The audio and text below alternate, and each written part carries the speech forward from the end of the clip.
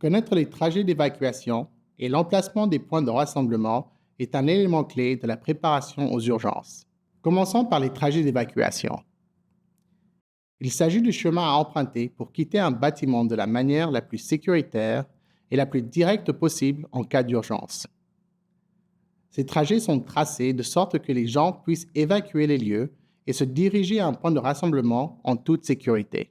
À la sortie du bâtiment, votre trajet d'évacuation doit vous mener à un point de rassemblement qui est un endroit sûr où tout le monde est censé se réunir.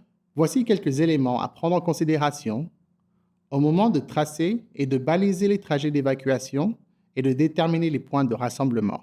Placez des affiches à des intervalles réguliers le long du trajet, à des endroits où elles seront clairement visibles s'il y a de la fumée, par exemple à la hauteur de la taille.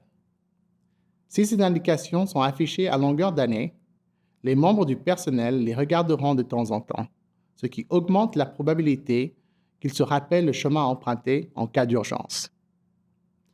S'il y a des ascenseurs dans votre bâtiment, installez des affiches indiquant de ne pas les utiliser en cas d'urgence. Si vous avez suffisamment de préposés à la sécurité, postez-en près des ascenseurs pour dire aux gens de prendre les escaliers.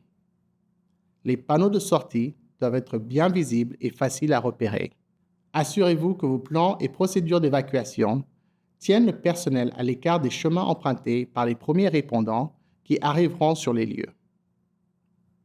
Si possible, désignez un point de rassemblement à l'abri des éléments et doté d'un système d'éclairage d'urgence.